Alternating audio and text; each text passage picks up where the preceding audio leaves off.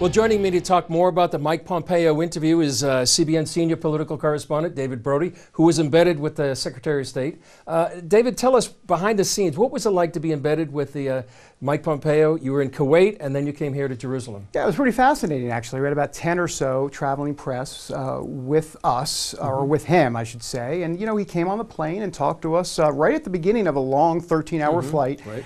And then after that, you know, he was, it's interesting how his maneuvers are with reporters, and including myself, and I know NBC's Andrea Mitchell was there too. Yeah. And so he's pretty stoic. I mean, in other words, he doesn't really want to communicate too much with the media, but he knows he has to. And then at the last moment, we got an on-the-record briefing. Yeah. So a lot of times when you travel, whether it be Secretary Pompeo, Mike Pence, whoever it is, a lot of this is last second. So things will just happen, and you have to keep moving in what we call the traveling press. Or the it's very fast. I mean, you go from place to place. Yeah, in fact, I know some of we've been with Vice President Pence, and it's almost like a track meet. You have to run from one place to the other. That's right, or you're missing it. Yeah, yeah. So part of the reason you're with the Secretary of State is a profile on his faith and his past.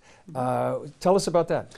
Well, yeah, he wears his faith on his sleeve, and we figured we wanted to explore that, and so you know, we did. Right. You know, we explored it, and you heard some of that, right, yeah, Chris? We did. Yeah, we did. Because you were there, right? I was there. I saw the video. Yeah. Yeah. And so yeah, we're doing that, and so we'll really give you a kind of an in-depth look of how his faith informs his policy views. I mean, this goes back to doing Bible studies on Capitol Hill. I mean, he was a Boy Scout, and faith was important back then. He talks about his coming to Jesus story at West Point. Yeah. So I mean, there's a lot to unpack, and we'll do it on the 700 Club. And that'll be in a week or two? Yeah, a week or two when I recover from this trip.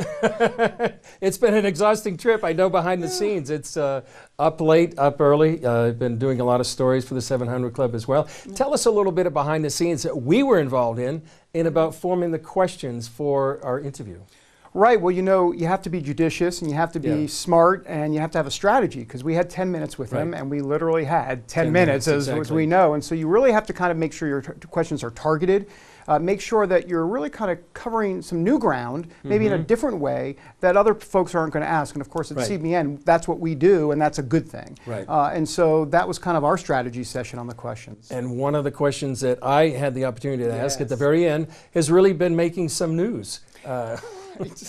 I mean, even now, it's the mainstream media has picked up on that question quite a lot. For sure. Well, anytime you put Donald Trump with a biblical figure, that's the news cycle right there. Yeah. And that's exactly what he did with Queen Esther and Donald Trump. And but it is interesting to see the way the media plays that. You know, Mike Pompeo said, as you saw, it was possible that he could be a Queen Esther. And of course, the media is now saying, he said, Donald Trump is Queen Esther. He's come to earth to save Israel. So it's just interesting how they kind of balloon it a little bit. Yeah, exactly. Well, David, it's been great to partner with you, to collaborate with you on the interview and here in Jerusalem. You got to come back. I'm going to come back. Didn't I say that last time? You did say that last time. But then I came back. That's right. You did come back. I did come back, but from a personal standpoint, I want to come back as well. So it's been great. Love to be here. Love having you, and appreciate the great work you do there in Washington, D.C. and Faith Nation, the new show. Thank you. Thanks, Chris. Great.